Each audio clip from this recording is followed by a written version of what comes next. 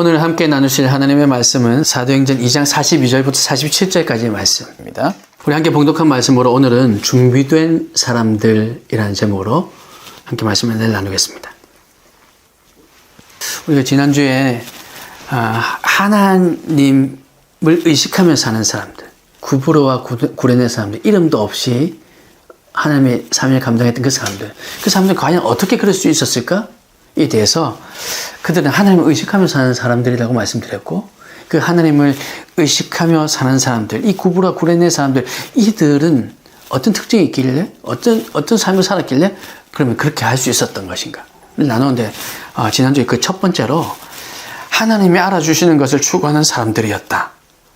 그러니까 하나님께서 인정하시는 것이 무엇인가? 아니, 하나님께서 인정받는 삶을 어떻게 해야 되는가? 이것을 추구해가는 사람들이었다라고 말씀드렸고, 그래서 그것을 알기 위해서는 우리는 기도해야 된다.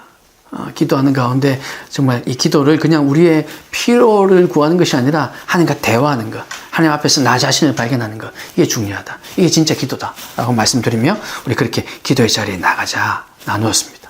그리고 이어서 오늘 이렇게 하나님을 의식하며 살아가는 사람들, 이 구브로와 구레네 사람들, 이런 사람들은 또 어떤 특징이 있는가요? 그 두 번째로 그들은 준비된 사람들이라는 겁니다. 준비된 사람들이었어요. 우리가 오늘은 읽지 않았지만 우리가 계속해서 지금 기본 본문을 사도행전 11장을 기본 본문으로 잡고 있잖아요. 사도행전 11장 19절에 보면 스데반의 일로 일어난 환난으로 말미암아 흩어진 자들이라고 되어 있어요. 여러분, 여기서 이 흩어진 자들은 구브로 사람들, 또 구레네 사람들도 역시 여기에 포함되어 있습니다. 이 사람들, 이 일, 그러니까 스데반의 일로 말미암아, 그 환난으로 말미암아 흩어졌다 했는데, 이 일, 스데반의 일은 뭐냐면, 여러분 잘 아시는 것처럼 스데반 집사님이 박해받아서 돌에 맞아 죽었던 상황이죠. 그때 사울도 옆에 있었습니다. 네, 바로 이 일이 언제 일어났냐면 예루살렘 교회가 세워지고 나서 한 2년 혹은 3년 한 그 정도의 기간에 일어났던 일입니다. 그러니까 예루살렘 교회가 30년 정도에 세워졌어요. 그리고 32년 정도. 하여튼 그 어간에서 일어난 일입니다. 그러면 흩어진 자들이라고 기록되어 있는데, 스데반의 일로 말미암아 일어난 환난으로 말미암아 흩어진 자들, 이 흩어진 자들은 이 한 2, 3년 기간 동안에 무엇을 했을까? 우리 이것들도 생각해 봐야 돼요. 그냥 흩어지기까지, 또 흩어지고 나서도 그 기간 동안 예루살렘 교회가 세워지고, 예루살렘 교회가 세워져서 이제 정말 그 사도들이 그랬을 거 아니에요. 이제 하나님 나라를 확장해 가야 된다. 예루살렘과 온 유대와 사마리아와 땅끝까지 이르러 복음을 전해야 된다 하면서 막 복음을 전하는 삶을 살았을 겁니다. 그리스도인다는 삶을 살고자 노력했겠죠. 그런데 그 2, 3년의 기간 동안 과연 그들이 어떻게 살았길래 여기에 와서 구브로와 구레네 몇 사람들이 헬라인에게 복음을 전하는 이 일이 일어나게 되었던가? 이거 분명히 연관이 있을 거라고 생각이 됩니다. 이 기간 동안 그들의 삶이 어떤 삶이었을까? 가 오늘 우리가 읽었던 본문 이 사도행전 2장 42절에서 47절에 기록된 내용이죠. 이 내용은 예루살렘 교회가 세워지고 난 이후의 내용입니다.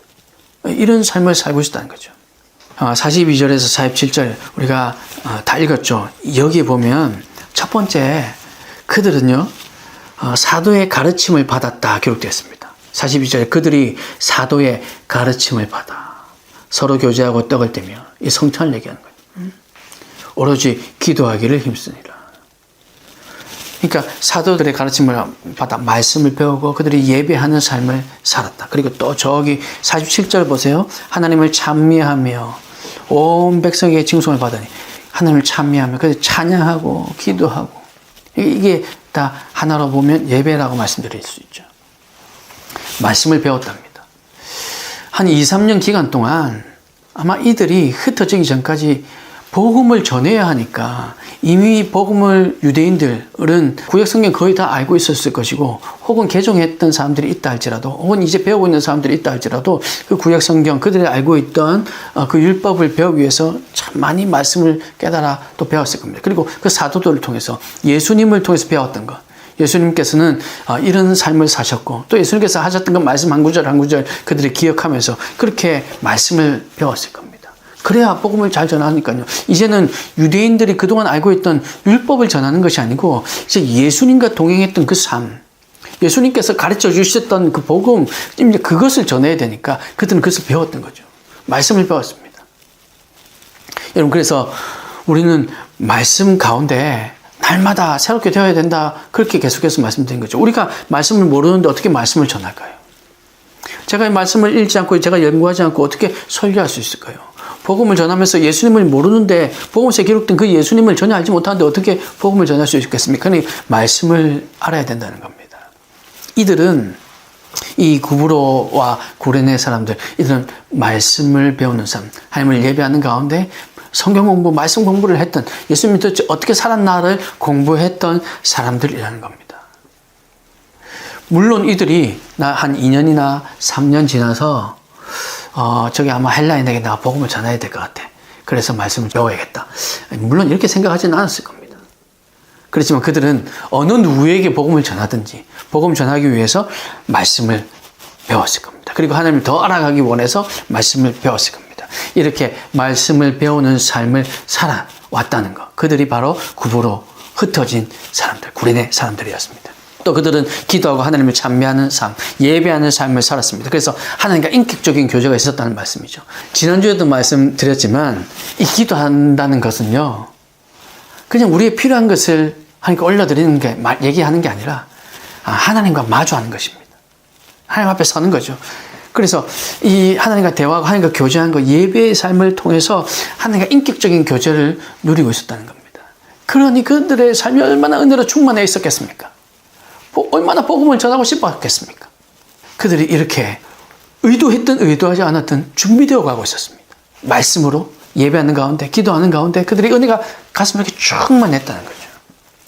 그리고 또한 여기서 그친 것이 아니라 그들은 공동체 생활을 했습니다. 그리스도인들이 모여서 공동체 생활을 했어요. 그것이 보세요. 믿는 사람마다 다 함께 있어. 44절입니다. 모든 물건을 서로 통용하고.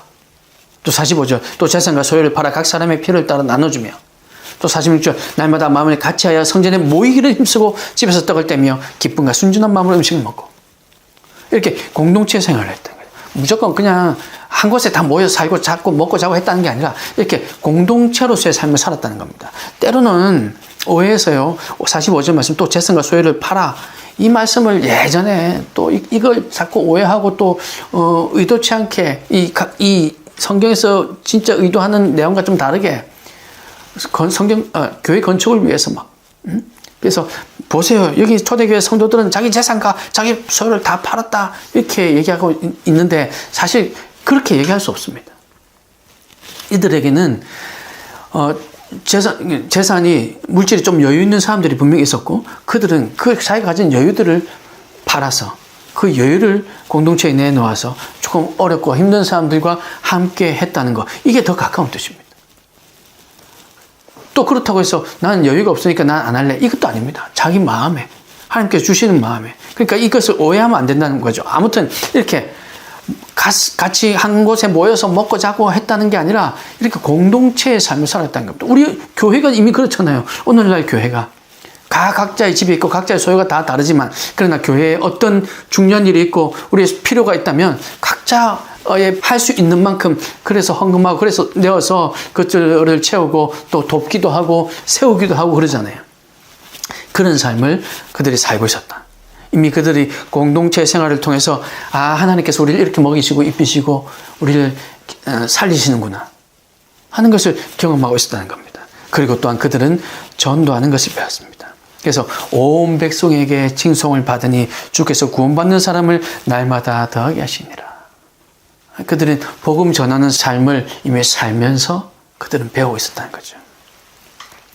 여러분, 이것을 바라볼 때 이 사도행전 2장 42절 47절까지 말씀을 통해서 우리가 볼 때 준비된다고 하는 거.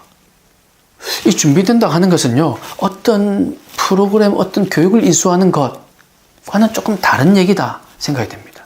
오늘날 많은 교회들에서 성경 공부 프로그램들, 저는 그거 너무 좋다고 생각합니다. 그래서 뭐 제자 훈련반, 뭐 성장반, 양육반, 뭐 이런 여러 가지 과정들이 있죠.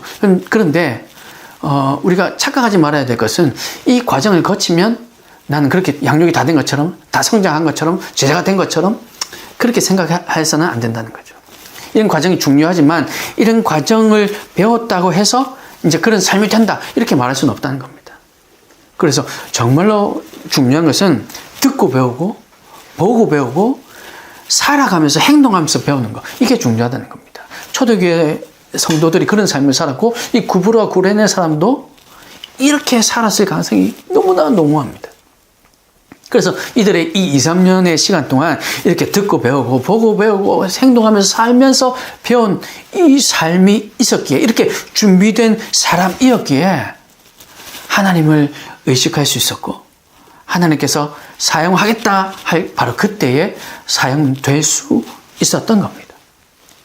사랑하는 여러분, 하나님을 의식하고 사는 사람들이라면 하나님께서 기뻐하시는 삶을 살기 원할 것입니다. 그리고 그것이 진심이라면, 진짜 그것이 진심이라면 준비할 것입니다.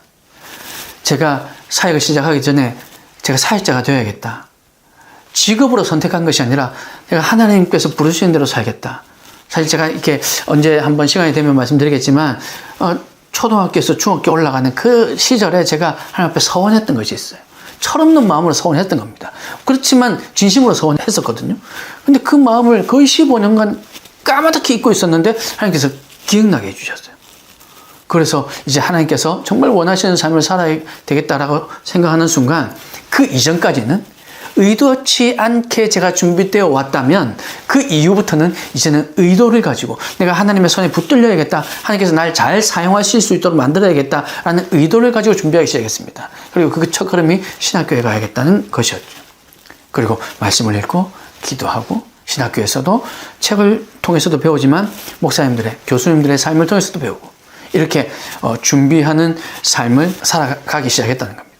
여러분, 그것이 진심이라면, 하나님께서 원하는 기뻐하시는 삶을 살겠노라 하는 것이 진심이라면, 그러면 그 사람은 이제 준비하기 시작할 겁니다. 언제든 사용될 수 있도록 말이죠. 그래서 교회다운 교회도 준비하고 있는 겁니다. 하나님께서 사용하시려고 하는 그때 그 장소에 어떤 사역이든지 사용될 수 있도록 말이죠. 그래서 그저 하나님 예배할 수 있는 공간 허락해 주시면 그럼 시작할게요가 아니라, 하나님 다 준비되어 있습니다. 언제든지 말씀만 하시면 제가 하나님께서 원하시는 곳에 가서 하나님의 마음으로 섬기겠습니다. 이렇게 준비되어야겠다. 그래서 그렇게 우리 준비하고 있는 것입니다. 우리 모두가 그래서 이렇게 말씀도 배우고 기도하며 또 복음을 전하는 삶이 어떤 삶인가, 그리고 공동체의 삶 속에서 우리가 교회의 공동체가 되었을 때 나는 어떤 역할을 감당하며 어떤 삶을 살아야 될 것인가, 이 모든 것을 잘 준비하여서 하나님의 손에 붙들려서 하나님께서 기뻐하시는 삶을 살아가는 저와 여러분이 되시기를 주님의 이름으로 축복합니다. 그리고 또 한 가지 더, 이 하나님을 알아가고자 하는 사람들, 이런 사람들은 고정관념을 넘어선 사람들이더라는 거죠. 여러분 19절에 보세요. 19절에서는 여전히 유대인들에게만 복음을 전했다라고 얘기하고 있지만 20절 말씀에서는 헬라인, 이 그리스인 애들에게도 복음을 전했다라고 기록하고 있습니다. 예루살렘 교회가 세워진 지 지금 15년이 지났어요. 그래서 예루살렘과 온 유대와 뭐 이렇게 지금 얘기하고 있죠. 그리고 사마리아와 땅끝까지. 이거 정말 그렇게 하고 있는가? 그렇게 하기 위해서는 그저 땅끝까지 가서 거기에도 찾아보고 유대인이 있다면 그에게만 복음을 전하는 것인가? 여러분, 이게 아니잖아요.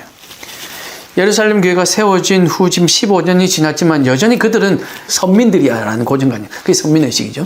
선민들이야라는 고정관념. 하나님께서 택하신 백성 우리야 라는 고정관념을 가지고 있었다는 거죠. 그래서 그들이 우리가 복음을 전해야 되고, 그건 맞아요. 근데 복음을 전할 때 유대인들에게만, 하나님께 택하신 그들에게만 전하겠다라고 생각하고 있었던 거죠. 그런데 이 구브로와 구레네 사람들이 그 고정관념을 넘어섰답니다. 그래서 유대인이 아닌 헬라인에게도, 이방인들에게도 과연 하나님께서 저들을 구원하실까? 당시의 사람들의 입장에서는 정말 죄송한 표현이지만 개처럼 여기던 정말 저들도 하나님께서 구원하실까? 대부분 이런 의문조차도 갖지 않던 그 시대에 그들에게 이미 가서 복음을 전했다는 겁니다. 15년이라는 시간은 사실 어떻게 보면 이 성경 전체를 보면 아주 점과 같은 짧은 시간이지만, 그러나 그 시대를 살고 있는 그들에게는 결코 짧은 시간이 아닙니다. 15년은 긴 시간 동안 여전히 복음이 거기에 머물러만 있었는데, 이제 바로 이 고정관념을 넘어선 이 몇몇 사람들 때문에 이제 복음이 고정관념만 넘은 것이 아니라 국경을 넘어 이 이방인들에게도 전해지기 시작했다는 거죠. 그래서 우리는 이 구브로와 구레네 사람들처럼, 하나님을 알아가고자 하는 사람들처럼 고정관념을 넘어선 사람들이 되어야 할 것입니다. 여러분, 근데 이 고정관념을 넘어서는 것, 이게 결코 쉽지 않습니다. 어떻게 해야 될까요? 어떻게 하면 우리가 이 고정관념을 극복할 수 있게 될까요? 여러분, 먼저 한번 생각해 보십시오. 이 고정관념이라는 것은 내 생각에 꽉 묶여 있다는 겁니다. 그러니 나의 생각, 나의 잣대로가 아니라 나 아닌 다른, 이 다른이 누군가가 사실 또 중요합니다. 이 다른이 나는 아니지만 그러나 또 다른 고정관념이 생길 만한 어떤 것이라면 안 되겠죠. 아무튼 나 아닌 다른 어떤 잣대로 나를 객관적으로 봐야 되는 겁니다. 그리고 지난주에 또 나눴잖아요. 그 기도는요, 하나님의 마음, 하나님의 시선으로 나를 보는 거, 이렇게 하는 거, 이러면 고정관념에 벗어날 수 있습니다. 그래서 우리가 기도해야 되는 거죠. 그래서 고정관념에서 벗어날 수 있는 사람은 하나님을 아는 사람들입니다. 바꿔 말하면 하나님을 안 사람들은 고정관념을 벗어날 수 있습니다. 고정관념에서 넘어설 수 있습니다.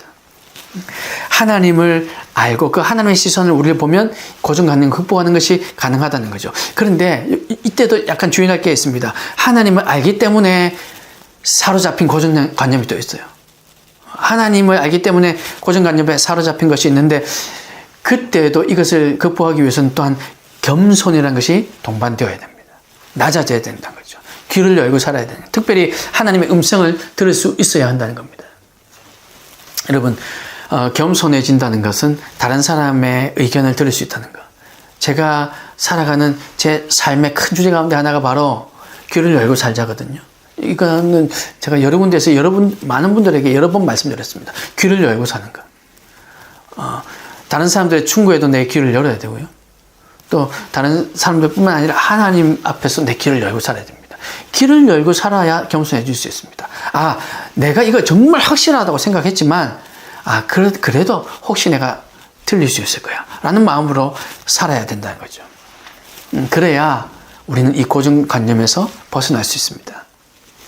또한 우리 자신을 세상의 고정관념으로 평가하지도 말아야 됩니다. 세상의 고정관념으로 우리를 평가하는 게 뭘까요? 우리를 연봉으로 평가하는 것, 우리의 직책으로 평가하는 것, 학력으로 평가하는 것, 직업으로 평가하는 것, 이런 것들도 우리는 멈춰야 됩니다.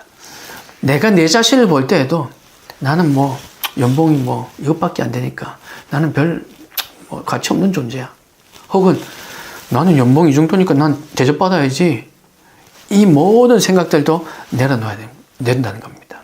세상의 기준으로 우리를 보는 것이 아니라 하나님의 기준으로 우리를 봐야 됩니다. 그래야 진정으로 고정관념에서 벗어날 수 있다는 거죠. 고정관념을 깨는 것, 여러분 결코 쉽지 않습니다. 고정관념을 깨는 것 쉽지 않은 일이지만 그러나 불가능하지도 않습니다. 가장 먼저는 내가 결단하는 것에서 시작될 수 있죠. 내가 고정관념을 벗어나야겠다 결단하고 하나님 도와주십시오 라고 도움을 요청해야 됩니다. 그렇게 결단했다면 여러분 나 자신을 객관적으로 보는 연습을 끊임없이 해야 됩니다. 그러기 위해서 기도가 필요하죠. 겸손한 모습을 갖춰야 됩니다. 그리고 아무리 맞는 것 같아도 100번 생각해도 또 맞는 것 같아도 내가 아무리 자신 있는 분야라 할지라도 나도 틀릴 수 있어 라고 생각하며 겸손하고 낮추고 하나님께 구하고 하나님의 음성을 들어야 됩니다. 하나님의 음성에 귀 기울여야 하는 것이죠. 그렇게 할 때 우리는 고정관념을 넘어설 수 있습니다. 이렇게 고정관념을 넘어서야 그래야 또 복음이 전해질 수 있고 하나님을 알아가는 사람, 이 구브로와 구레네 사람들과 같은 삶을 살아갈 수 있게 된다는 거 여러분 꼭 기억하시고 고정관념을 넘어서리라 그렇게 결단하는 저와 여러분이 되시기를 주님의 이름으로 축복합니다. 끝으로 여러분 하나님을 알아가는 사람들, 이 구브로와 구레네 같은 사람들, 이 사람들은요 맡겨진 작은 일에 충성한 사람들입니다. 이건 간단하게 말씀드릴게요. 이미 이것에 대해서 여러 차례 우리가 나눴습니다. 여러분 주변의 시선을 이기고 바른 말 할 줄 알아야 돼요. 맡겨진 일에 충성하는 것, 여러분 이것은 여러 가지 의미가 있습니다. 하찮아 보이는 일이지만 정말 가치가 없어 보이는 일, 이 세상적 기준에서 가치가 없어 보이는 일이지만 또 하나님 보시기에도 때로는 그 정도는 뭐 이렇게 우리가 생각되는 일이라 할지라도 그래도 여기에 최선을 다해야 되는 일이기도 한데 또 다른 여러분 같은 의미지만 또 다른 약간 뉘앙스가 다른 게 있습니다. 뭘까요? 주변 사람들이요 니만 그렇게 잘났어? 너만 법 지켜? 야, 그 법 지켜야 된다는 건 누가 몰라? 근데 네가 그 고지식하게 사는 그 하나 때문에 얼마나 많은 사람들이 금전적인 피해를 보는 줄 알아? 라고 얘기하면서 손가락질 할 때. 그때 우리 마음속에 너무 큰 갈등이 생깁니다. 분명히 내가 법적으로, 법률적으로 내가 이걸 하지 않으면, 여기 건물을 짓는데 문제가 생기거나, 아니면 어떤 생명에 어떤 문제가 생길 수 있다는 것을 내가 뻔히 알고 있지만, 그러나 지금 내가 이거 법을 너무 잘 지키면 또 많은 사람들이 생계에 문제가 생길 수 있고, 또 그런 사람들의 비난 때문에 내 직업에도 문제가 생길 수 있고 여러 가지 이 문제들 때문에 여기에서 우리 갈등하게 되죠. 그런데 여러분 작은 일에 충성한다는 것은요 이 비난도 감수할 수 있어야 된다는 겁니다. 그래서 내가 그 법을 하나 잘 지키고 이 건물 짓는데 정말 법에서 규정한 그대로 잘 했더니 그래서 여기 건물이 무너지지 않고 수십 년 때로는 100년 이상을 건물이 잘 지키고 있는 겁니다. 그런데 이 건물이 무너지지 않고 잘했으면요 아무도 칭찬해 주지 않아요. 그렇잖아요. 아, 그때 누가 지었지? 이거 100년 전에 지은 사람 누구야? 그 이름 찾아가지고 막, 정말 그 사람, 그 자손들에게 찾아가서, 당신 아버지 때문에, 당신 할아버지 때문에, 야, 우리가 정말 이렇게, 무너지지 않는 건물에서 잘 살고 있습니다. 이렇게 아무도 얘기하지 않잖아요. 그런데, 그때 그 법을 지키지 못해서, 사람들의 시선이 두려워서, 그 건물 짓는데 좀 부실하게 공사를 했다면, 그 건물이 무너지거나 문제가 생길 수 있고, 그러면 그때는 어떻게 됩니까? 도대체 누가 지어서 다 찾아내고, 그래서 법적 책임을 전가하고 그렇게 됩니다. 그래서 우리는 이것 때문이라도 막 어떻게든 법을 지켜야 되겠다 하죠. 근데 유행을 노리잖아요. 설마 그렇게까지 되겠어?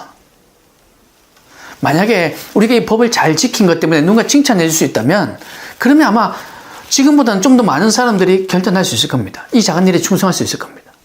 그런데 잘했을 때는 칭찬이 없고 그냥 당연한 거거든요. 여러분 그런데 잊지 마십시오. 하늘에서 칭찬이 있습니다. 하나님께서는 다 알고 계십니다. 여러분 천국에 가서 그때 야 너 그때 그 많은 사람들이 비난하는데도 불구하고 네가 그 법을 너무너무 잘 지켰기 때문에 저 건물이 100년이나 지금 있잖아. 이거 하나님께서 하실 겁니다. 그리고 그것들이 모여서 하나님께서 여러분을 칭찬해 주실 겁니다. 여러분 그거면 되지 않습니까? 그래서 우리는 작은 일에 충성하는 거죠. 여러분 잘 아시는 무디 목사님이라고 계시잖아요. 1900년대 초에 구두 고치는 일을 하고 있던 그에게 복음을 전했던 주일학교 선생님이 있습니다. 그 주일학교 선생님 덕분에 무디가 세계적인 복음 전도자가 될 수 있었던 거죠. 무디의 삶이 중요한 거 분명하지만 그 주일학교 선생님의 삶도 너무너무 중요하다는 겁니다. 우리는 그런 삶을 살아야 되는 거죠. 대한민국에 또 하나의 교회를 세우는 이유, 이것도 역시 이 지구의 한 모퉁이에서 하나님의 마음과 하나님의 방법으로 사람을 살리고 세우는 이 작은 일에 충성하고자 하는 마음 때문에 여기에 교회를 세우고자 하는 것입니다. 교회다운 교회를 세우고자 하는 것입니다. 사랑하는 여러분 맡겨진 일에 그래서 사람들이 무시하고 오히려 왜 그러냐며 화를 낸다 할지라도 융통성 부려서는 안 되는 일이라면 끝까지 그 작은 일에 충성을 다하는 여러분이 되시기를 주님의 이름으로 축복합니다. 그래서 사람들의 인정이 아니라 하나님의 인정을 받는 저와 여러분들이 다 되셔서 그래서 하나님을 알아가는 사람, 하나님을 의식하며 살아가는 사람, 하나님이 알아주신 것을 추구하며 하나님의 인정을 추구하며 그래서 그것을 위해 기도하고 또 준비된 사람, 말씀으로 기도로 예배하는 가운데 삶을 통해서 그렇게 준비된 사람이 되고 또 고정관념을 넘어선 사람이 되어서 우리를 통해서 하나님께서 하시고자 하는 일에 정말로 잘 사용되는 저와 여러분 또 이 교회다운 교회가 될 수 있기를 주님의 이름으로 축복합니다. 오늘 함께 나누실 하나님의 말씀은 사도행전 11장 22절에서 26절까지 말씀입니다. 계속해서 우리가 같은 본문 11장 19절부터 26절까지의 말씀 같은 본문을 조금씩 더 쪼개고 또 조금 다르게 나누고 해서 말씀을 살펴보고 있는데 사실 짧은 내용이지만 짧은 구절이지만 이 속에 들어있는 내용들이 사실은 너무 많기 때문에 좀 반복해서 살펴보고 있습니다. 아직도 좀 몇 주 더 봐야 될 것 같아요. 그 속에서 같은 본문의 내용을 이 각도에서 또 요 각도에서 이런 관점에서 저런 관점에서 우리가 나누고 있기 때문에 계속 본문이 조금 중복되는 것을 양해 드리며 또 이 가운데 계속해서 거의 외우다시피 우리가 말씀을 읽고 또 알고 여기서 주신 하나님의 은혜를 우리 충분히 나눴으면 좋겠습니다. 오늘은 읽었던 본문으로 사람을 세우는 교회라는 제목으로 함께 말씀을 나누려고 합니다. 그 전에 먼저 늘 우리 그러는 것처럼 지난주 말씀을 우리 한번 생각해 볼까요? 지난주에는 하나님을 의식하며 사는 사람이 되었으면 좋겠다. 우리가 그렇게 결단했으면 좋겠다라고 나누었습니다. 하나님을 의식하며 사는 사람들. 하나님을 의식하며 사는 사람들은 두 주에 걸쳐서 우리가 살펴보았는데 어떤 사람이었냐면 하나님께서 알아주시는 것을 추구하는 사람들, 하나님의 인정을 추구하는 사람들, 다른 사람의 인정, 세상의 눈이 아니라 하나님의 인정을 추구하는 사람들이라고 말씀을 드렸고 또 하나님을 의식하며 사는 사람들은 준비된 사람들이다. 하나님께서 가라 하시면 그때에 바로 갈 수 있는 하나님 저 이것 좀 하고 갈게요. 뭐 이거 아직 부족한데요. 이렇게 하는 것이 아니라 이미 준비되어 있어. 하나님께서 말씀하신 그때에 딱 쓰일 수 있도록 준비되는 사람들이다 라고 말씀을 드렸습니다. 그리고 또 하나님을 의식하며 사는 사람은 고정관념을 넘어선 사람들이죠. 고정관념. 이방인들에게도 복음을 전해야 된다. 이 고정관념을 넘어서 이렇게까지 생각할 수 있는 사람들, 이렇게 되어야 된다. 그 고정관념을 깨기 위해서는 우리가 하나님 앞에 서서 우리의 모습을 볼 수 있어야 된다. 또 이렇게 나눴습니다. 그리고 마지막으로 하나님을 의식하며 사는 사람은 맡겨진 일에 충성한 사람들이다. 뭐 이건 두 번 얘기할 필요가 없을 만큼 너무나도 잘 알고 당연한 얘기입니다. 우리에게 맡겨진 일이 어떤 일이건 간에 이 작은 일에 지금 주어진 일에 최선을 다하는 것, 이것이 하나님을 의식하며 사는 사람이라 말씀드렸습니다. 그래서 우리는 모두가 다 이렇게 하나님을 의식하며 사는 사람이 되어야 합니다. 누구 보고 그렇게 되세요, 하나님을 의식하며 사세요 라고 말할 필요 없이 내가 먼저 그렇게 되면 되는 것이죠.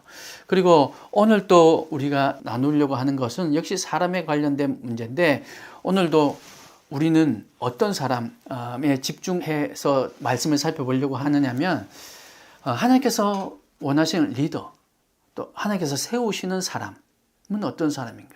그래서 오늘 말씀의 제목을 사람을 세우는 교회라고 말씀의 제목을 잡아봤습니다. 하나님께서 어떤 사람을 세우길 원하시냐. 또한 하나님께서 이미 세워놓으신 사람, 그 사람은 또 다른 후배들을, 믿음의 후배들을 어떻게 양육해 가느냐, 그들을 어떻게 세워가느냐를 오늘 우리 말씀에 근거해서 좀 살펴보려고 합니다. 어느 공동체에서든 존경할 만한 사람, 그런 리더, 내가 정말 믿고 따를 만한 리더를 찾습니다. 여러분들 그러지 않습니까? 저도 그렇습니다. 저도 어릴 때부터 마찬가지고 어른이 된 지금, 이제 나이가 많이 어느 정도 든 지금도 여전히 내가 존경할 만한 분이 누구인가를 찾을 수밖에 없게 됩니다. 그리고 그런 사람이 제 눈에 보이면, 제 의식에 그런 분이 딱 들어오면 그분의 행동을 주의 깊게 보게 되고 그분이 어떻게 하는지, 어떻게 살아가는지 그런 것들을 당연하게 보게 됩니다. 그게 너무 당연해진 것 같아요. 그래서 우리는 내가 속해 있는 곳이 어디든, 교회든 가정이든 직장이든 학교든 어디에 있든 존경할 만한 사람이 누구인가를 찾아내려고 노력을 하든 아니면 무의식 중이든 그렇게 우리는 계속해서 그것을 찾고 있죠. 가정에서도 부모님을 보면 우리 부모님이 내가 정말 존경할 만한 정말 내가 존경할 수밖에 없는 부모님이구나 그렇게 생각하기도 하고요. 학교에서도 선생님이나 혹은 선배를 보면서 그렇게 하기도 하고 또 직장에서도 본받을 상사가 있는지 선배가 있는지 그렇게 찾게 됩니다. 교회에서도 마찬가지죠. 교회에서도 역시 존경할 만한 리더를 만나면 나도 그런 사람이 되고 싶어지고 정말 그런 사람이 너무 멋있어 보이기도 하고 그래서 내가 그런 사람이 되어서 나도 후배들에게 그런 모습을 보였으면 좋겠다라고 생각하기도 합니다. 그런데 만약 그런 리더를 만나지 못한다면 어떨까요? 우리가 속해 있는 공동체에 내가 존경할 만한 리더를 발견하지 못한다면 아마 이것도 우리가 처한 여러 가지 불행 가운데 하나가 아닐까 생각이 됩니다. 존경할 만한 리더가 없다. 우리를 이끌 만한 리더가 없다는 것은 사실은 불행한 일이다 얘기해도 될 겁니다. 그래서 우리는 리더를 만나지 못하면 그렇게 리더가 없음에 한탄하다가 안타깝게도 우리 또한 그런 존경받을 만한 리더가 되지 못하고 우리 신앙의 후배들에게 똑같은 대접을 받을 가능성이 많다는 거죠. 누군가는 이 고리를 끊어야 되는데 존경할 만한 선배가 신앙의 선배가 있어서 그분을 쫓아서 그분을 닮아서 이렇게 믿음이 신앙이 잘 흘러가면 너무 좋겠지만 만약에 우리가 속해 있는 공동체에 그런 선배가 없다 할지라도 그런 분이 없다 할지라도 적어도 내가 하나님 앞에서 하나님 도와주십시오 발버둥 치면서 그런 사람이 되어서 우리 후배들에게는 그런 존경할 만한 리더가 없는 그런 불행을 반복되게 하지는 않아야 하지 않겠습니까? 먼저 우리가 내가 나서서 그런 사람이 되어야 되겠다라고 결단하는 것도 아마 하나님께서 기뻐하시는 일이 아닐까 생각이 됩니다. 아무튼 그래서 우리는 늘 존경할 만한 사람을 찾습니다. 우리 주변에 존경할 만한 사람이 없다 할지라도 우리가 또한 실망할 필요가 없는 것은 우리의 눈을 성경으로 돌리면 성경의 믿음의 선배들 가운데서 우리가 또 얼마든지 찾을 수 있거든요. 우리 주변에서 아무리 그런 만한 사람을 만나지 못한다 할지라도 성경에 하나님께서 혹시 그런 사람들을 위해서 성경에 우리의 믿음의 선배들을 많이 기록해 두셨습니다. 그래서 좌절할 필요가 없는 거죠. 오늘 본문에 등장하는 사람 중 한 사람, 오늘의 주인공이라 얘기할 수 있는 바나바라는 사람이 바로 그런 사람입니다. 우리가 본받아야 할 리더 가운데 한 사람일 겁니다. 많은 유형의 리더가 있죠. 바울도 마찬가지고 베드로도 마찬가지고 여러 사도들도 우리가 존경할 만한 리더, 우리가 본받아야 할 만한 리더임에 불명합니다. 그러나 오늘 본문에 기록되어 있는 이 바나바를 살펴보면서 또 하나님께서 원하시는 리더, 하나님께서 사람을 세우실 때 어떤 방법으로 세우시는가? 또 성경적인 방법은 무엇인가를 살펴보려고 합니다. 우리가 그동안 계속 배경을 살펴봐서 여러분 이제 너무 잘 아실 겁니다. 안디옥이라는 지방에서 이방인들에게 복음을 전하고 있다는 소식을 예루살렘에 있는 사도들이 듣게 되었고 그래서 이 예루살렘에 있는 많은 사도들과 유대인들이 그러면 이제 정말 이방인들에게도 하나님의 복음이 전해지려나 보다 그렇게 생각하고 있을 때에 소식이 들려오기를 안디옥에서 구레네 사람 이런 사람들이 구브로 사람들이 이방인들에게 복음을 전했습니다. 그래서 거기에 많은 사람들이 지금 주께 돌아오고 있답니다 라는 보고가 되기 시작한 겁니다.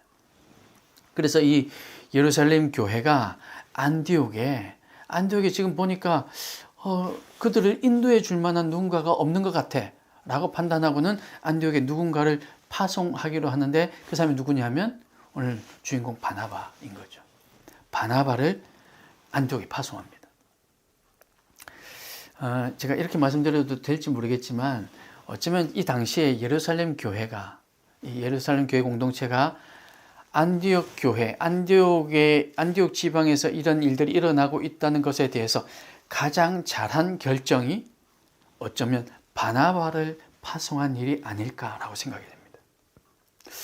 베드로를 파송할 수도 있었겠죠. 어쩌면 오늘 이제 나중에 또 나올 이 바울을 저기 멀리 지금 그들과 떨어져 있는 그 바울을 불러다가 바울 너 이방인들에게 복음 전하는 사람 그렇게 살아왔으니 또 그걸 원한다고 하니 네가 가서 한번 살펴봐라고 얘기했을 수도 있을 겁니다. 그런데 어떤 이유인지는 정확하게 모르겠지만 바나바를 보냅니다. 요즘 흔히 하는 말로 이게 신의 한 수, 우리 하나님의 한 수가 아닐까 생각이 됩니다. 로렌스 신부님 이야기를 아마 많이 들어보셨을 겁니다. 인터넷에 검색만 하셔도요. 얘기가 아주 잘 정리가 되어 있습니다. 근데 조금씩은 아마 각색이 되는 것 같아요. 간단하게 말씀드리면 어떤 한 중세시대 수도원, 문제가 많은 수도원이 있었는데 그 수도원에 어떤 신부님이 가셔도 이게 계속 문제가 해결되지 않았다고 합니다. 그때 이 로렌스 신부님이라는 이분을 거기에 감독으로 파송을 합니다. 그런데 그 신부님이 거기에 도착해서는 내가 여기에 감독을 이 수도원 원장이 될 신부입니다라고 소개하지 않고 그냥 문을 두드립니다. 두드려서 거기에 있는 사제들이 나와서 누구십니까 할 때 그냥 여기서 제가 허드렛 일을 좀 하면 안 될까요? 라고 얘기를 하니까 여기 또 한 명의 수도원에 오고 싶어 하는 사람인가 보다 하고 그들이 받아줬고 그리고 와서 그 주방에서 접시부터 닦으세요 라고 얘기하고 그 로렌스 신부님이 거기서 조용히 묵묵히 접시를 닦고 몇 개월간 지냈답니다.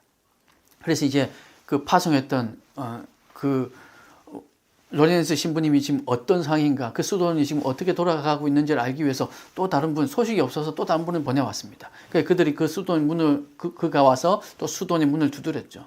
그래서 수도원에 와보니, 아니, 수도원 원장님이 안 계신 겁니다. 그래서 수도사들에게 물어봅니다. 어디 원장님 오신 적이 없냐고. 그러니까 우리 수도원에는 원장님 없이 지금 우리끼리 있은 지가 지금 몇 개월인지 모르면 아시지 않습니까? 라고 얘기하니까, 아니, 우리가 몇 달 전에 이 로렌스 신부님을 파송했는데 안 오셨단 말입니까? 하니까 그제서야 그들이 손바닥을 치며 그분이신가 보다. 그러고 난 이후에 그들이 그 로렌스 신부님 앞에 잘못했다 용서를 구하면서 그 수도원의 문제가 많이 대부분 다 사라졌다는 그런 일화가 있습니다.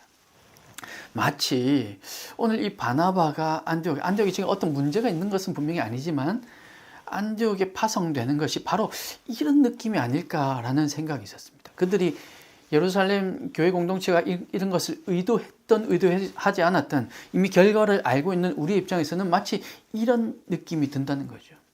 그래서 예루살렘 교회가 바나바를 안디옥에 파송한 것, 이것이 너무나도 잘한 결정이었다. 저는 그렇게 생각이 됩니다. 이 바나바의 이름의 뜻은 위로의 아들입니다. 그래서 그 이름만 보아도 이 사람의 성격이 어떨지 느낌이 오잖아요. 위로의 아들이라는 별명을 가진 사람, 이 바나바를 통해서 사람을 세우는 사람들, 이 사람을 세우는 사람들은 어떤 사람들인지 우리가 한번 살펴보았으면 좋겠습니다. 그리고 여러분, 한 가지 조금 더 주의해서 살펴볼 것은요, 사람을 세우는 사람들은 어떤 사람들인가라는 주제로 살펴보는데 그것에 반대되는 사람, 그러면 사람을 밟고 올라가는 사람, 뭐 사람을 죽이는 사람 이렇게 말할 수 없지만 내가 아닌 다른 사람을 세우는 사람이 아니라 다른 사람을 낮추고 나를 높이는 사람, 그런 사람은 또 어떤 사람인가? 이 지금 바나바를 살펴보면서 그 바나바와 반대되게 생각해보면 또 그것 또한 우리가 알 수 있습니다. 그래서 우리가 그것을 생각하면 또 주의해야 할 문제겠죠. 먼저 우리 23절을 한번 보시면요. 그가 이르러 하나님의 은혜를 보고 기뻐하여 모든 사람에게 굳건한 마음으로 주와 함께 머물러 있으라 권하니. 먼저 여기서 그가는 바나바입니다. 그가 이르러 하나님의 은혜를 보고 기뻐하여, 여기 한번 집중해 봅시다. 하나님의 은혜를 보고 기뻐하여. 바나바가 지금 안디옥에 와보니까 정말로 예루살렘에서 들었던 것처럼 유대인들이 이방인들에게 복음을 전하고, 그래서 그 복음을 들은 이방인들이 좀 죽게 돌아온 일들이 일어나고 있거든요.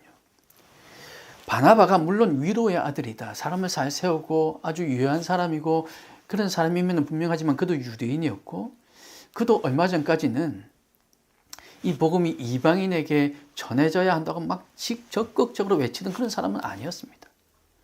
우리가 정확하게 알 수 없지만 그도 여전히 대부분의 평범한 유대인과 같은 삶을 살고 있었던 사람입니다. 그런 그가 안디옥에 와서 보니까 이방인들에게 정말로 복음이 전해지고 있는 것을 진짜 이제 눈으로 목격한 거예요.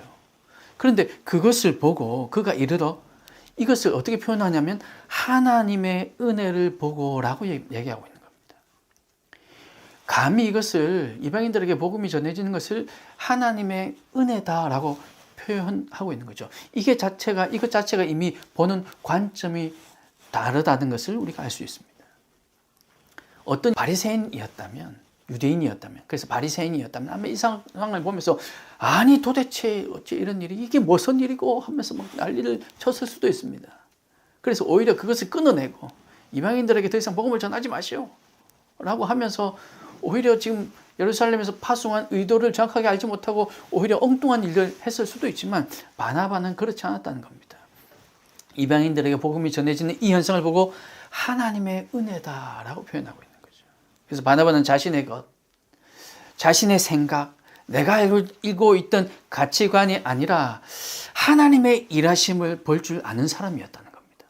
아, 지금 이방인들에게 복음이 전해지고 있는 이것, 이게 하나님께서 일하시고 있는 것이구나. 그래서 하나님의 은혜를 보고라고 표현하고 있는 겁니다. 그래서 하나님께서 원하시는 방법으로 사람을 세우는 사람들은 하나님의 일하심을 볼 줄 아는 사람이다 라고 얘기할 수 있는 거죠. 하나님의 일하심을 볼 줄 아는 사람. 바나바는 하나님께서 일하시는 것을 볼 줄 알았습니다. 그래서 그것이 하나님의 은혜라 표현했죠. 바나바 역시 유대인이었지만 그러나 이방인들에게 복음이 전해지는 이 사건을 보고 그는 이렇게 기뻐했던 겁니다. 하나님의 은혜를 보고 끝이 아니라 기뻐하여 라고 얘기하죠. 고정관념 속에서 자신의 것도 아니고 유대인의 입장에서도 아닌 오직 하나님의 일하심을 보았기에 이 일이 하나님의 은혜임을 알았고 그래서 기뻐할 수 있었던 겁니다. 자신의 일, 자신의 욕심이나 자신의 야망에 집중되어 있는 사람은 하나님의 일을 보지 못했을 겁니다. 아까 말했던 그 수도원의 로렌스 신부님 이전에 파송되었던 그분들은 내가 이 수도원을 정말 멋지게 한번 잘 변화시켜 문제 해결해서 내 이름을 한번 드러내보리라 라는 마음이 있었을지 모르겠습니다. 만약 그랬다면 그 일이 될 리가 없었던 거죠. 지금 바나바도 여기에 도착해서 여기 안디옥교회를 잘 정리해서 내가 정말 명성을 한번 떨쳐보리라. 아니 조그만한 마음이라도 내가 그렇게 큰 욕심을 내지는 않았지만 적어도 내가 왔는데 바나바 보낸 거 잘했다는 얘기는 들어야지 라는 마음이라도 있었다면 아마 좀 상황이 달랐을 겁니다. 그는 지금 자기의 일, 자기의 욕심을 바라본 것이 아니라 하나님의 일을 보았습니다. 그렇기에 기뻐할 수 있었던 거죠.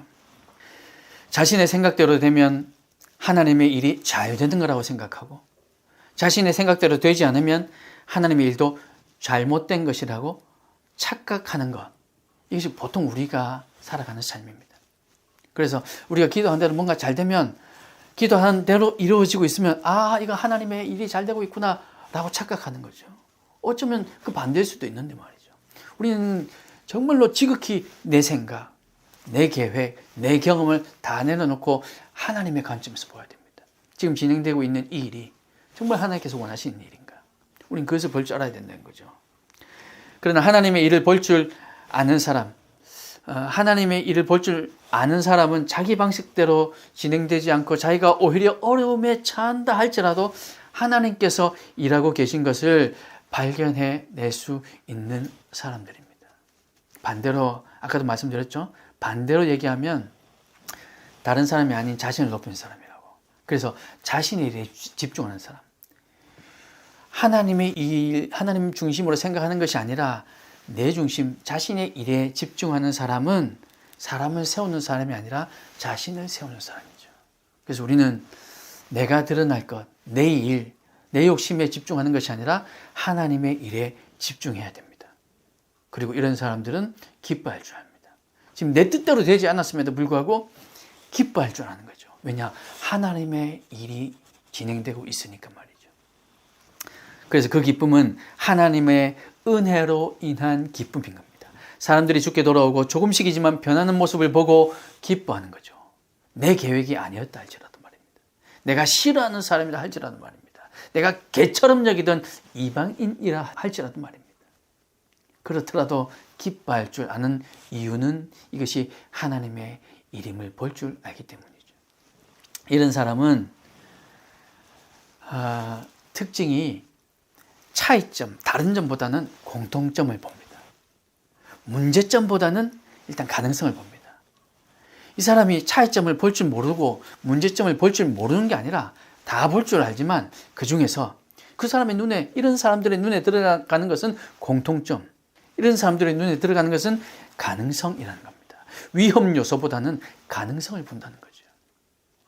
그래서 하나님의 일을 볼 줄 아는 사람들의 특징, 다른 사람을 세우는 사람들의 특징이 이렇습니다.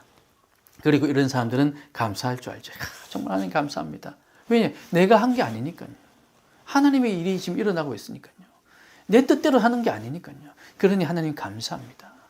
그리고 칭찬할 줄 알죠. 이게 내가 한 게 아니라 하나님께서 당신을 통해서 하고 계신 일입니다. 칭찬할 줄 아는 거죠. 또 이 감사와 칭찬은 보통 다른 사람들은 잘 보지 못하지만 이 사람들은 그 아주 작은 것, 다른 사람들이 보지 못하는 아주 작은 것에서 이런 것들을 발견해내는 거죠. 왜냐? 하나님의 일하심을 보기 때문입니다. 하나님 마음이 어떤지를 알기 때문입니다. 어떻게 알까요? 또 말씀드리면 잔소리 같지만 말씀과 기도입니다. 그래서 하나님의 마음을 아는 거죠. 사랑하는 여러분, 자신의 일에 집중하는 사람은 열심은 있지만 기쁨이 없습니다. 여러분 이렇게 표현해 죄송하지만 교회를 하면서도 보면요, 정말 열심히 하시는 분들 있습니다. 저분한테는 절대 손가락질 하면 안 될 것 같은 새벽에도 주중에도 주일에도 얼마나 열심히 섬기는지 모릅니다. 그런데 그분의 얼굴에는, 그분의 말에는 기쁨이 없어요. 여러분 이건 한번 생각해 보아야 합니다. 예리해서 문제를 발견해내는 것 같지만 그러나 감사가 없습니다. 저기 잘못됐어. 여기 오타가 있네. 이 예배 순서가 틀렸어. 잘못됐어. 라고 예리하게 발견해내는 것 같지만 그 사람에게는 오히려 감사가 없다는 게 더 문제인 것이죠. 그러나 하나님의 일을 볼 줄 아는 사람은 아주 작은 부분에서도 하나님의 은혜를 발견합니다.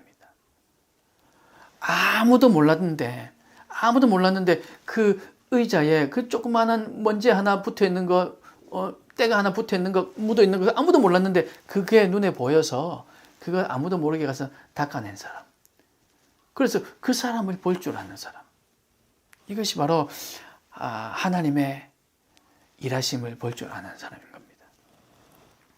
아주 작은 부분에서도 하나님의 은혜를 발견하고 기뻐하고 감사하는 사람인 거죠. 세우고자 하는 교회, 정말 이 땅에 많이 세워졌으면 하는 교회가 바로 이런 교회입니다. 이런 사람들이 많이 있는 교회. 교회단 교회는 이런 사람들이 세워져 있고 또 이런 사람을 세워가는 교회가 되기를 주님의 이름으로 축복합니다. 또한 여러분도 그런 사람, 그런 리더로 성장하고 또 그런 후배들을 양육해내는 여러분의 삶이 되시기를 주님의 이름으로 축복합니다. 한 가지 더 우리 살펴볼까요? 23절 말씀을 한번 보겠습니다. 23절 말씀 다시 한번 보세요. 이번에는 주목하고자 하는 구절이 조금 뒷부분에 있습니다. 그가 이르러 하나님의 은혜를 보고 기뻐하여 모든 사람에게 굳건한 마음으로 주와 함께 머물러 있으라 권하니. 주와 함께 머물러 있으라 권하니에 여러분 이번에는 조금 초점을 맞춰 보십시오. 그리고 여기에 주와 함께 머물러 있으라 권하니, 이 단어들 중에서 바나바의 성격을 그대로 표현하고 있는 단어가 하나 있다고 생각이 됩니다. 저에게는 그렇게 느껴집니다. 그 단어가 뭐냐 하면 권하니입니다. 바나바의 성격을 그대로 보여주는 단어 같아요. 만약에 베드로나 야고보나 바울 같았으면 머물러 있으라 명하니라고 얘기했을 것 같아요. 그래도 충분히 되거든요. 그렇게 해도 나쁠 게 아니고 그는 충분히 그럴 만한 자격이 있는 사람들이거든요. 그럼에도 불구하고 바나바는 주와 함께 머물러 있으라 권하니 라고 얘기하고 있습니다.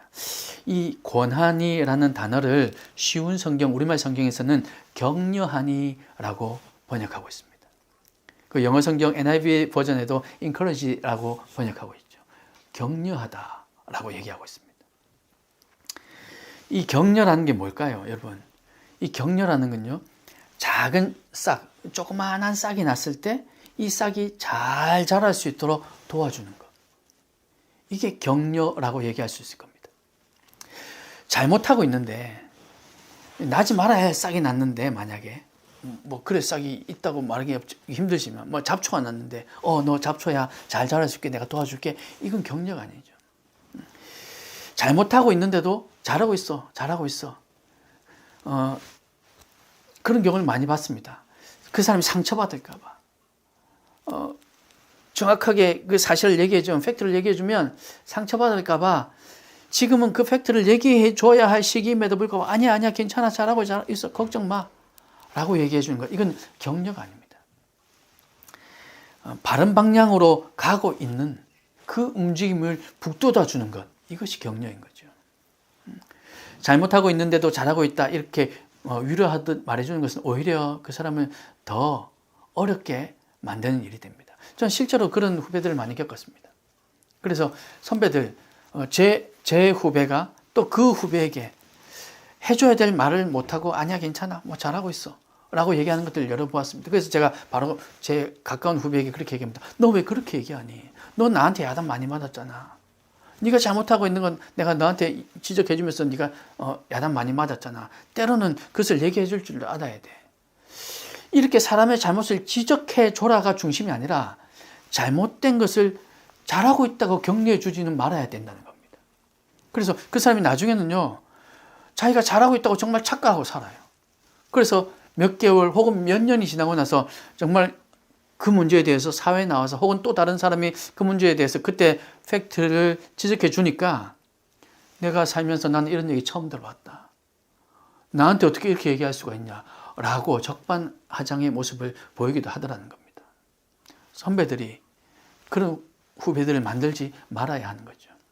그래서 잘못하고 있는 것을 위로해 주는 게 아니라 잘하고 있는 것, 조그마한 싹이 났을 때 그것이 더 잘 자랄 수 있도록 올바른 방향으로 더 잘 갈 수 있도록 북돋아 주는 것, 그것이 격려라는 거죠.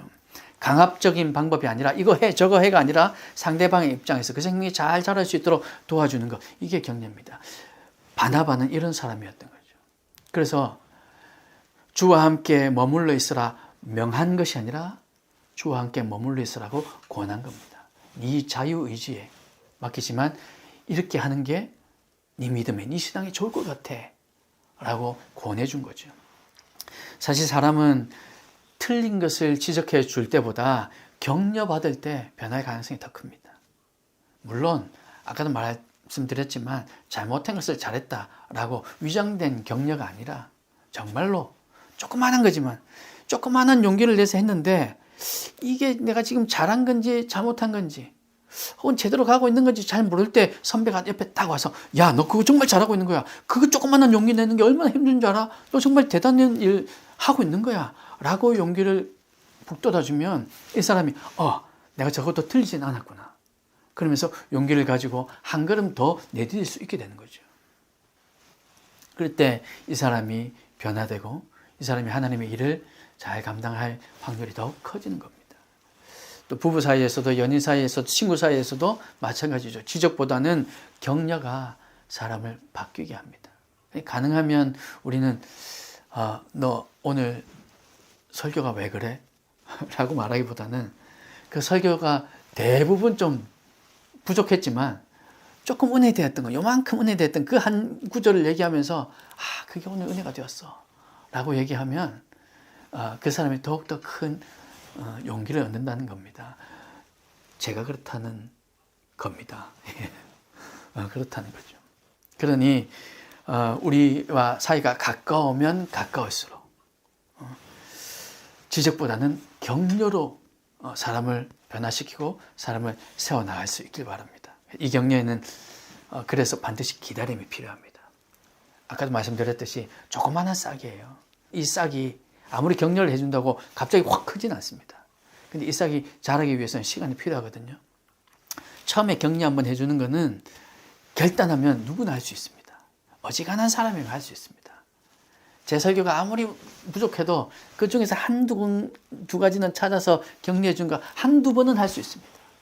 그런데 이 사람이 계속해서 이 한두 가지가 두세 가지가 되고 두세 가지가 서너 가지가 될 때까지 기다려주는 것. 이것은 사실 아무나 할 수 없는 일이더라고요. 그래서 여러분, 인내가 필요합니다. 사람을 세우는 데는 반드시 기다림이 필요합니다. 격려하고 그리고 그 사람이 변화되고 그 사람이 자랄 수 있도록 기다려주는 것. 기다림 없는 격려는 그저 지적일 가능성이 많거든요. 그래서 기다려주는 사람이 되어야 합니다. 그래서 여러분, 반대로 말씀드려서 다른 사람을 세우는 사람이 아니라 내가 세워지길 원하는 사람은 상대방을 지적하는 사람입니다. 그렇게 지적해야 자신의 가치가 더 올라가니까요. 그렇게 지적해야 상대방이 용기를 가지지 못하고 오히려 더 낮아지고 오히려 더 힘들어지고 또 위축되어 있을 때 내 진가가 더 드러나니까요. 그래서 상대방을 자꾸만 지적하는 사람은 다른 사람을 살리는 사람이 아니라 자기를 드러내는 사람일 가능성이 높습니다. 사랑하는 여러분, 교회의 성장만을 추구하는 교회, 그런 교회는 성급하게 지적하는 사람들이 리더로 세워져 있는 교회입니다. 단기적으로 볼 때는요, 이런 사람들 사용됩니다. 단기적으로는 여기 잘못됐구나, 화면이 여기 잘못됐어, 설교가 여기서 말을 조금 더 부드럽게 하면 좋겠어, 이런 것들을 지적해 주면 단기적으로는 반짝 성장해 보입니다. 그러나 멀리 길게 볼 때는 그 사람이 결코 성장해 가지 않습니다. 그리고 처음에는 이 지적이 좀 더 빠르게 성장하는 듯 보이지만 결국에는 그러지 못하다는 건 시간이 지나면 자연스럽게 증명이 될 겁니다.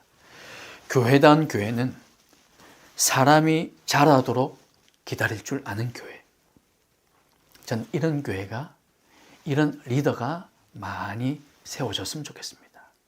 제가 세우고자 하는 이 교회도, 이 교회다운 교회도 이렇게 사람들을 격려하는 교회, 기다려줄 줄 아는 교회로 세워지길 소망합니다.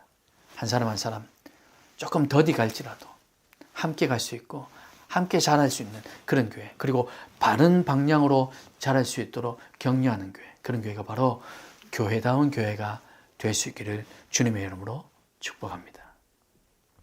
오늘 여기까지 같이 나누고요. 사실 제가 몇 가지 더 이 바나바를 통해서 나누고 싶은 것들이 있습니다. 이 몇 가지 더 나누고 싶은 것들은 또 다음 주에 우리가 함께 오늘 나눴던 말씀을 한번 잠깐 살피고, 그리고 다음 주에도 또 24절부터 시작해서 26절까지 말씀 속에서 또 어떤 사람을 세우는 사람들의 특징이 숨어 있는지를 우리가 또 살펴보았으면 좋겠습니다. 오늘 여기까지 나눈 말씀을 여러분 한번 기억해 보십시오. 하나님의 일하심을 볼 줄 아는 사람, 하나님의 은혜를 발견해낼 줄 아는 사람이 될 수 있기를 주님의 이름으로 축복합니다. 그리고 기다리며 격려할 줄 아는 사람, 상대방을 지적하는 그런 성급한 사람이 아니라 기다리고 격려할 줄 아는 사람이 여러분 다 되시길 소망합니다. 그리고 교회다운 교회는 바로 이렇게 하나님의 일하심을 보는 교회, 그리고 기다리며 격려하여서 사람을 세워가는 교회가 될 수 있기를 주님의 크신 이름으로 축복합니다. 지난주 우리가 나누었던 말씀 제목 사람을 세우는 교회 라는 제목으로 말씀을 나눴는데 그 두 번째 시간입니다. 그래서 여러분 지난주 말씀과 이어서 함께 들어주시면 감사하겠습니다. 그래서 바로 말씀을 시작하겠습니다. 지난주에 우리가 함께 나눴던 것은 바나바를 살펴보면서 하나님께서 원하시는 사람을 세우는 사람, 또 하나님께서 기뻐하시는 사람을 세우는 리더, 또 우리가 존경할 만한 리더는 어떤 사람인가 살펴봤는데 그 두 가지를 지난주에는 살펴보았습니다.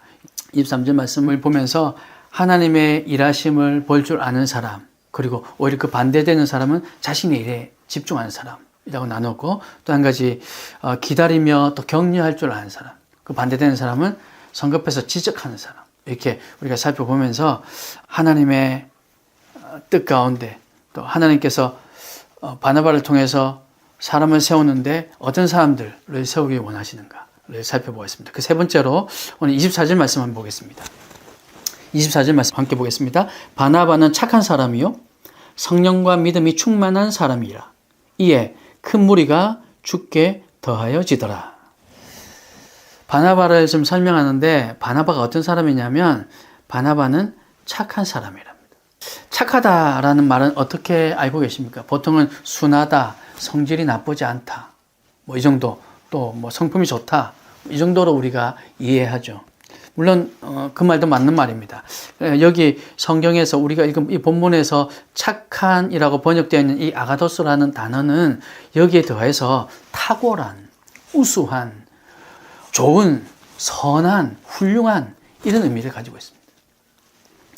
결국 성품이 우수한, 훌륭한, 또 균형 있게 성장한 이라는 말이죠. 그래서 바나바를 착한 사람이요 라고 얘기한 이후에 그 다음에 성령과 믿음이 충만한 사람이라 이렇게 설명하는데, 이것은 착한 사람이 어떤 사람이냐, 성령과 믿음이 충만한 사람이다 이렇게 부가적으로 설명하는 듯한 내용입니다. 성령 충만, 바나바는 착한 사람인데 성령과 믿음이 충만한 사람이다 라고 얘기하는데, 그럼 성령 충만한 사람, 믿음 충만한 사람, 우리 이것도 좀 살펴볼 필요가 있겠죠. 성령 충만은 어떤 것을 얘기할까요? 여러분, 성령 충만하면 보통 어떤 것을 떠올리십니까? 방언, 은사. 성령 충만 그러면 뭔가 예언을 해야 될 것 같고, 성령 충만하면 기도하는 가운데 뭐 불이 떨어질 것 같고, 그런 의미를 우리의 느낌을 우리도 모르게 은연중에 좀 가지고 있습니다. 그런데 사실 성령 충만은요, 조금 이성적으로 표현하면 이렇게 표현할 수 있습니다. 내 속에 계신 성령님에 대해서 우리가 인격적으로 민감해져서 그 성령님의 뜻과 나의 뜻이 거의 일치되는 상태에 이르는 것. 성령 충만을 이렇게 표현할 수 있습니다. 내 안에 내주에 계신 성령님과 또 나의 뜻, 이것이 우리가 나의 뜻에 성령님의 뜻이 맞추는 것은 분명히 아니겠죠. 성령님의 뜻에 우리가 맞춰서 내 뜻이 생각하니 이렇게 되었으면 좋겠다라고 마음이 묵상하니 그게 성령님의 뜻이 되는 것. 이 정도까지 상태에 이르는 것, 이게 성령 충만한 상태다라고 말할 수 있습니다. 그래서 하나님의 생각이라는 것은 한마디로 표현하면 사랑과 공의가 균형을 이루고 있는 상태라는 거죠. 그 하나님의 생각과 내 생각이 100%라고 말할 수 없겠죠. 그런 사람은 없을 겁니다. 많이 일치된 사람을 성령 충만한 사람이라 우리는 보통 그렇게 얘기합니다. 그래서 성령 충만한 것은 이상하게 되고 뭐 뜨겁게 되고 불 받는 것만이 아니라, 물론 그런 현상으로 나타나기도 합니다. 그런데 그것만이 아니라 갑자기 신령해지는 것, 이런 것이 아니라 이렇게 성령 충만한 사람은 하나님의 뜻과 내 뜻이 가까워지고 많이 일치해지는 것, 이런 사람을 성령 충만한 사람이다 라고 얘기할 수 있습니다. 그래서 성령 충만한 사람은 착한 사람, 오늘 이 앞에서 표현한 착한 사람이요 라고 표현한 이 착한 사람의 또 다른 표현을 지금 성령 충만한 사람이다 라고 얘기하고 있다는 거죠. 바나바는 착한 사람인데, 균형 있게 성장한 사람인데, 어떤 사람이냐면 성령 충만한 사람. 그리고 또 한 가지 더 설명이 나옵니다. 믿음이 충만한 사람. 믿음은 뭡니까? 믿음은 하나님에 대한 우리의 전적인 신뢰라고 얘기할 수 있을 겁니다. 하나님에 대한 우리의 전적인 신뢰. 내 상황이 아무리 망가져도, 아무리 바닥까지 내려간다 할지라도, 내 생각에는 분명히 이렇게 하면 될 것 같은데 아무리 해도 되는 일이 없고, 그렇다 할지라도 흔들리지 않고 하나님을 신뢰하는 것, 이것이 믿음입니다. 교회다운 교회를 세우는데 지금 내 생각에는 지금 이 정도 하면 이렇게 되고 그 다음 단계는 이렇게 되고, 이게 지금 내 생각인데 그래서 이렇게 돼야 될 것 같은데 전혀 아무런 미동도 없고 아무런 반응도 없는, 정말 여기서 무슨 일이 일어날까? 얘가 접는 게, 그만두는 게 하나님 뜻일까? 막 이런 갈등이 드는 그런 상황이라 할지라도 끝까지 하나님을 신뢰하는 것. 만에 하나 정말 그렇다 할지라도, 정말 여기서 그만두게 한다 하실지라도 끝까지 하나님을 신뢰하는 것. 이것이 믿음이라는 겁니다. 다니엘의 세 친구처럼 그리 아니하실지라도 나는 하나님께 절하지 않겠습니다.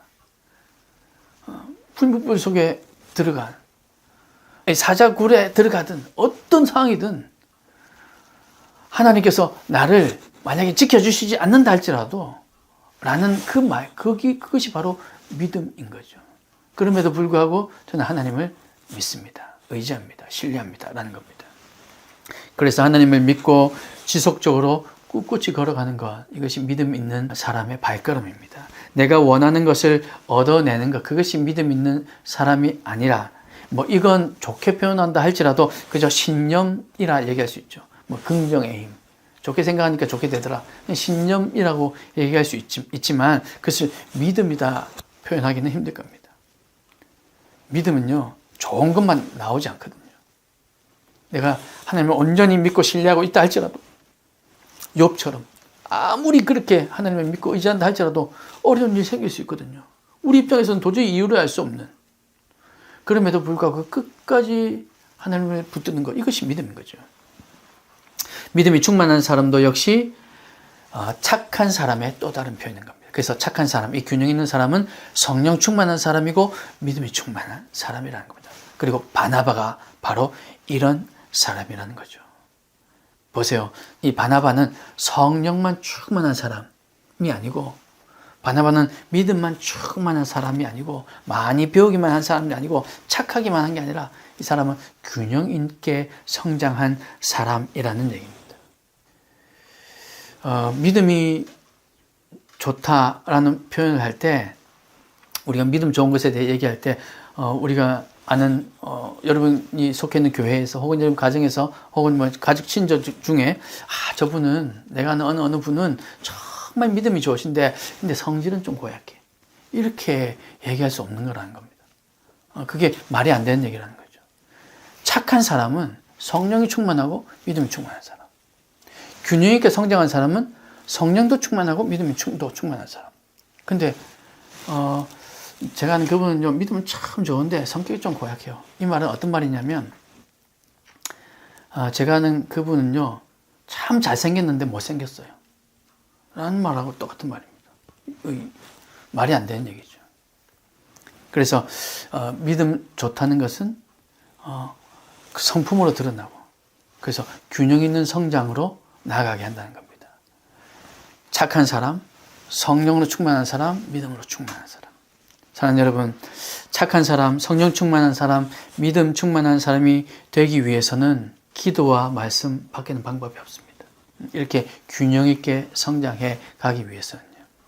하나님 앞에서 자신의 모습을 돌아보는 이 기도를 통해서, 하나님의 마음을 알 수 있는 이 말씀을 통해서 결국 성령 충만한 사람, 믿음 충만한 사람, 바나바와 같이 착한 사람이 될 수 있는 거죠. 우리가 아는 정도, 착하다는 단어를 우리가 아는 정도로만 생각해도, 저 사람 착한데 성령은 충만해. 저 사람 착한데 성령 충만하진 않아. 혹은 저 사람 성령은 충만한데 착하진 않아. 이렇게 말할 수 없다는 겁니다. 그래서 성령 충만한 사람, 균형 있게 성장한 사람, 그 사람은 바로 착한 사람, 믿음의 사람이라는 겁니다. 그래서 이 바울은 성령도 충만, 믿음도 충만, 그리고 착한, 성품도 좋은, 그래서 균형 있게 성장한 사람. 그러나 반대로 자신이 드러나기를 원한 사람은요, 성품이 좋지 못합니다. 아니, 그런데 성품이 좋지 못한 사람이 어떻게 리더가 될 수 있습니까? 그런 사람은 대부분 어떤 한 가지의 특정한 능력이 있어요. 뭔가 하나는 좀 잘해요. 그래서 사람들로부터, 세상으로부터 인정받죠. 하지만 성품이 좋지 못합니다. 그런 사람은 사람을 세우는 사람이 아니라 자기를 세우는 사람인 거죠. 그래서 여러분, 우리는 사람을 세우는 사람 되기 위해서 착한 사람, 균형 있게 성장하는 사람이 되기를 주님의 이름으로 축복합니다. 교회다운 교회는 이렇게 착한 사람들이 모여있는 교회. 이 착한 사람이라니까 어리숙한 사람이 아니고, 어리숙한 사람들이 모여서 그냥 못된 짓 해도 다 받아주고, 속여 먹어도 그냥 속고, 이런 사람들이 모여있다는 게 아니라 균형 있게 성장해 있는 사람. 성령으로도 믿음으로, 성품으로 이렇게 균형 있게 성장해 있는 사람들이 모인 교회. 이런 교회가 교회다운 교회가 될 수 있기를, 교회다운 교회는 이런 사람을 세울 수 있기를 주님의 이름으로 축원합니다. 25절 말씀을 다시 한번 보겠습니다. 25절 말씀. 바나바가 사울을 찾으러 다소에 가서, 여기서도 또 이 바나바의 리더십을 발견할 수 있습니다. 바나바는 지금 누구를 찾으러 갔답니까? 사울을. 이 사울은 여러분이 아시는 그 바울입니다. 지금 바울이 어디 있냐면 예루살렘에 갔다가 이 제자들과 뭔가 좀 맞지 않아서 그래서 혼자 저기 멀리 떨어져 있습니다. 10년이라는 세월이 지났어요. 바나바는 지금 당시 사람들이 배척하던 사울을 찾으러 갔답니다. 이 사울은 사람들이 배척하는 사람, 사울을 가지고는 안 돼. 그래서 사울도 그들과 어울리지 못하고 좀 떨어져 있는 상태. 그런데 바나바는 이미 그때 사울의 잠재력을 본 것이죠. 저 사울이면 하나님의 일을 감당할 수 있겠다. 아니, 저 사울이면 이런 부분에서 하나님께 쓰임 받겠다. 그의 잠재력을 이미 보고 있었던 상황인 겁니다. 사울은 스데반의 순교를 주도했고 그리스도인들을 잡아가던 사람이었습니다. 그래서 사울의 회심을 사람들은 믿지 않았습니다. 배척했죠. 오리 멀리했죠. 두려워했습니다. 사도행전 9장 26절에 보면 사울이 예루살렘에 가서 제자들을 사귀고자 하나 다 두려워하여 그가 제자됨을 믿지 아니하니라고 기록합니다. 지금 이런 상태였던 거죠. 그런데 이때 바나바가 등장합니다. 이어지는 사도행전 9장 27절 말씀에 보면요, 바나바가 데리고 사도들에게 가서 그가 길에서 어떻게 주를 보았는지와 주께서 그에게 말씀하신 일과 다메섹에서 그가 어떻게 예수의 이름으로 담대히 말하였는지를 전하니라. 누가 대언해 줬습니까? 바나바가 이 사울을 대신해서 얘기해 줬습니다. 사울은 예루살렘에서 생명의 위험을 느끼고 이 다소라는 곳에 가서 약 한 10년간 머무르고 있었습니다. 여러분, 10년이라는 세월, 어떻게 보면 짧은 세월이라고도 할 수 있지만 전혀 교류가 없던 10년간 교류가 없던 곳에 여러분 다시 한번 가보십시오. 여기 과연 내 자리가 있을까? 내가 여기 어디에 섞여 들어가야 할까? 굉장히 어색할 겁니다. 이미 기억에서 그들 속에서 생각해내려면 생각할 수는 있겠지만 그들의 삶에서 여러 모습에서 떨어져 있던 그 사람의 공간, 그 사람의 기억은 거의 많이 희미해져 있는 상태일 겁니다. 지금 사울이 그런 상태입니다. 사람들에게 잊혀졌을 만한, 사울이 누구인지는 알지만 그때 그 사람, 근데 그 사람 최근에 안 보이던데 지금 어디서 뭐 하는지도 모르겠어 라고 기억에서 희미해졌을 만한 그때의 바나바는 여전히 그를 잊지 않고 있었습니다. 사울의 잠재력을 알았기 때문이죠. 그래서 지금 안디옥에서 이런 일이 일어난다. 이야, 이건 딱 바울이 있어야 될 일이네. 사울이 있어야 될 일이구나 라고 생각하고는 바나바가 사울을 찾아서 직접 다소에 갑니다. 이것도 바나바의 성격이죠. 누구 시켜서 가서 바울 좀 오라 그래 라고 얘기하지 않습니다. 직접 가서 너무너무 중요한 일이기에, 동력을 권해야 하는 일이기에, 그래서 직접 사울을 찾아가서 아마 그와 대면하고 이런 일이 지금 일어나고 있으니 같이 가서 사역합시다 라고 설득했을 겁니다. 바나바는 흙 속에 묻혀있던 그 진주 같은 사울을 기억하고 있었던 겁니다. 여러분, 사람을 살리는 사람, 사람을 세우는 사람은요, 바로 이런 시야가 있어야 됩니다. 흙 속에 숨어있는, 그래서 사람들 눈에는 다 더러워져 있는 똑같은 돌멩이 같은 존재지만, 그러나 사람을 세우는 사람, 어떻게든 다른 사람을 격려하고 위로하고 세우려고 하는 사람은 그 사람의 잠재력이 보이고, 쟤는 다 같이 흙 속에 있지만 쟤는 진주구나 하는 것을 알아볼 줄 아는 사람인 거죠. 여러분, 이게 얼마나 큰 기쁨인지 모릅니다. 제가 청소년 사역을 저도 하다 보니까 이제 10년이 좀 넘게 했었었는데, 그 청소년 사역을 하다 보니까 정말로 하나님 은혜로 그런 진주 같은 아이들이 보이더라고요. 근데 자신은 몰라요. 자신은 모릅니다. 주변의 친구들도 모릅니다. 오히려 그 주변의 친구들은 그 진주 같은 애한테 제가 어떤 일을 시키거나 너 나와 같이 하면 좋겠다라고 얘기할 때, 에이, 제가 어떻게 해요? 라고 손가락질합니다. 걔는 아닐 거예요. 라고 얘기하죠.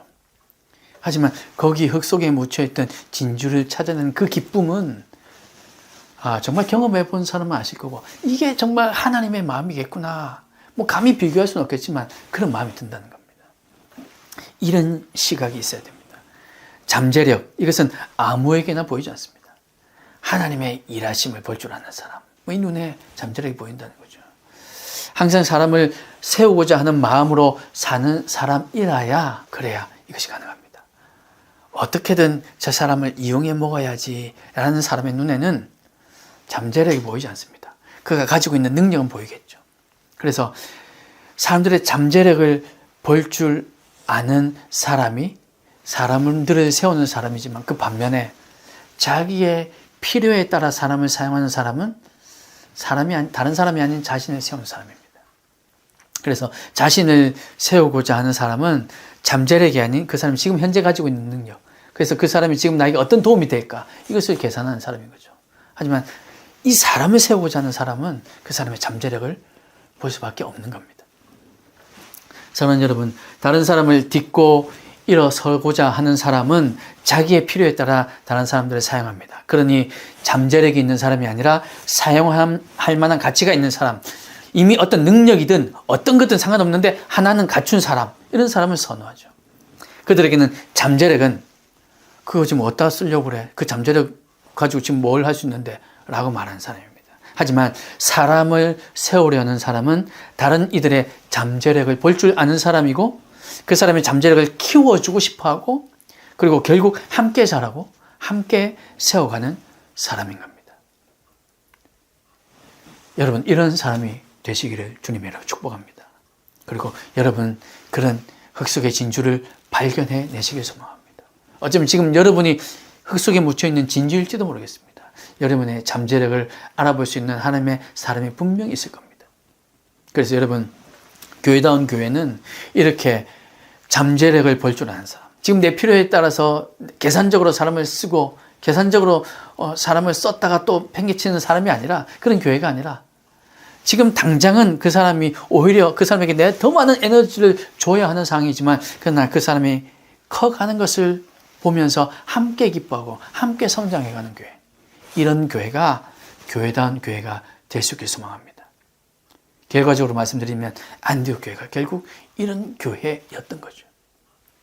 마지막으로 26절 말씀을 한번 더 보겠습니다. 26절 말씀입니다. 만남에 안디옥에 데리고 와서 둘이 교회에 1년간 모여 있어 큰 무리를 가르쳤고, 제자들이 안디옥에서 비로소 그리스도인이라 일컬음을 받게 되었더라. 여러분, 여기서 그리스도인이라 일컬음 받게 되었더라, 이거는 정말 큰 의미가 있습니다. 이건 조금 이따가 또 나중에 한 번 더 살펴보고요.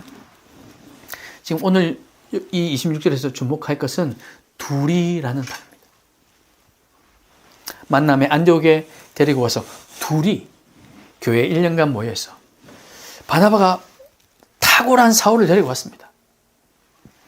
이 사울이 탁월하다는 것은 이미 우리가 다 아는 얘기잖아요. 당시에 제자들도 다 알았습니다. 그래서 이 사울을 데려다가 너 여기 좀 사역 좀 해. 너 이방인 선교가 꿈이잖아. 여기 좀 사역 좀 해 하고 넘기고는 바나바는 가버린 상황이 아니라는 겁니다. 둘이 같이. 바나바가 사울을 데려온 이유는 일을 시키기 위해서가 아니라 동력하기 위해서라는 겁니다.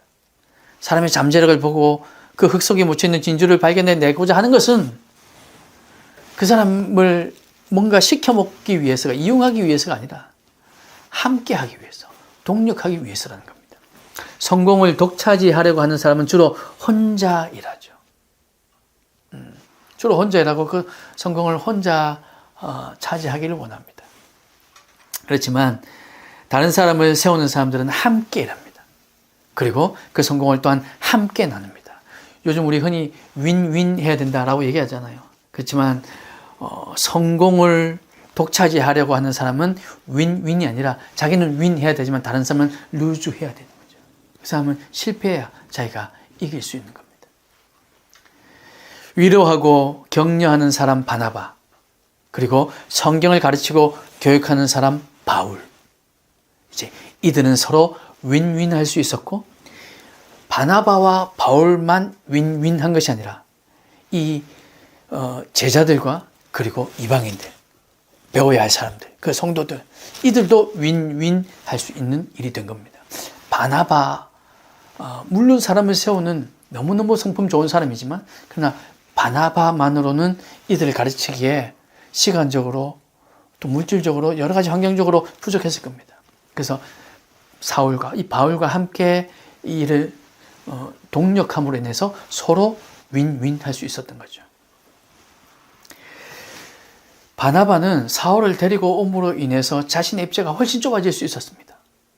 사람들은 그래요. 보통 바나바가 우리를 위로하고 격려하고 이렇게 우리의 잠재력을 살펴볼 줄 알고 저렇게 착한 사람 하다가도 바울이 와서 물론 바울이 성경에 보면 뭐 유창한 언변을 가지고 있는 사람은 아니었지만 그러나 그 바울 머릿속에 있던 어릴 적부터 배워왔던 그 교리들을 하나하나 이렇게 성도들에게 알려줄 때 또 성도들의 마음은 바나바가 최고인 줄 알았는데 바울이 최고구나 하면서 막 이렇게 몰려갑니다.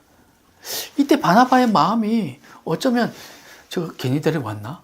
라고 생각될 수도 있었지만 바나바는 그런 사람이 아니었습니다. 애초에 그랬기 때문에 데리고 올 수 있었던 거죠. 그러니까 사람을 세우는 사람이었고 성공을 함께 나눌 수 있는 사람이었기 때문에 가능했습니다. 사실은 이 표현도 썩 적절하지 않습니다. 바나바는 성공을 원하는 사람이 아니라 하나님의 일이 되기를 원하는 사람이었거든요. 그래서 그것을 성공으로 보자면 그 성공을 독차지한 것이 아니라 하나님의 일이 일되게 하는 사람이었기 때문에 이 모든 일들이 가능했던 거죠. 사랑하는 성도 여러분, 어떤 일이 잘 되면 자기의 공으로 돌리고 싶어하는 사람들이 얼마나 많은지 모릅니다. 같은 팀으로 일했는데 그래서 그 팀이 뭔가 성과를 냈어요. 그러니까 사장님이 와서 이 팀이 정말 열심히 하고 수고했는데 너무 잘했어 라고 얘기할 때 바나바와 같은 팀장은 아닙니다. 제가 혼자 한 게 아니라 우리 모두가 다 같이 한 겁니다. 라고 얘기하는가 하면 성공을 독취하지 않은 사람들은 이렇게 얘기하죠. 아유, 제가 이 사람들 데리고 하느라 힘들었어요. 이 사람들이 이런데도 불구하고 제가 참 이걸 또 해냈습니다. 이렇게 생각한다는 거죠. 그리고 이렇게 실제로 말도 한다는 거죠.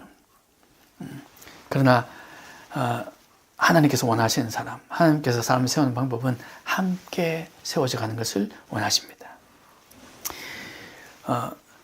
자기의 공으로 돌리고 싶어하는 이게 대부분의 사람들의 세상 사람들의 마음일 겁니다. 하지만 하나님의 사람이라면, 사람을 세우고자 하는 사람이라면 내가 이룬 성공이라도 함께 나누는 사람이고 함께 섬기고 함께 세워서 그 모든 공을 함께 나누는, 우리 모두의 공이라고 그렇게 돌리는 사람임에 틀림없을 겁니다. 여러분, 교회다운 교회는 어떤 한 사람이 잘해서 세워지는 교회가 아닙니다. 그런 교회를 원치 않습니다. 이거는 하나님도 그럴 것이라 저는 믿습니다. 그래서 교회다운 교회는 이런 성도들이, 함께하는 성도들, 서로 윈윈 할 수 있는 성도들, 이런 성도들이 모인 교회가 될 수 있기를 주님의 이름으로 축복합니다. 함께 사람을 세우고 함께 교회를 세워서 그 공도 함께 나누고 더 많은 사람들에게 또다시 나누는 그런 교회가 교회다운 교회, 그런 여러분의 삶이 될 수 있기를 주님의 이름으로 축원합니다. 여러분, 지금까지 살펴본 이 5가지, 이 모든 일들을 위해서는 훈련과 연습이 필요합니다. 어떤 것도 어느 누구도 어느 날 갑자기 되지 않습니다. 사실 바나바도요, 지금 예루살렘 교회가 지금 이 안디옥에서 지금 이 일이 일어나기까지 제가 몇 년, 15년, 최소한 15년 정도가 걸렸을 것이라고 말씀드렸습니다.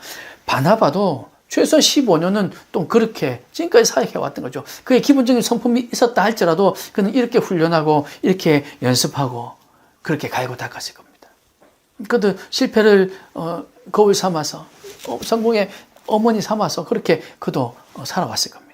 바나바 역시 한순간에 이 모든 것을 얻었던 것은 아니라는 거죠. 이런 훌륭한 리더는 태어나는 것이 아니라 만들어지는 것입니다. 그러니 여러분, 우리 모두가 지금 내 모습이 그렇지 않다 할지라도 좌절할 필요도 없이, 내 주변에 그런 리더 찾아볼 수 없습니다 라고 실망할 필요도 없이 성경으로 우리가 눈을 돌려서 성경에 나와 있는, 적어도 오늘 본문에 나와 있는 이 바나바를 통해서도 우리가 살펴보며 그렇게 사람을 세워가고 함께 성장해가는 그런 성도, 그런 여러분의 삶, 그런 교회다운 교회가 될 수 있기를 주님의 크신 이름으로 축복합니다.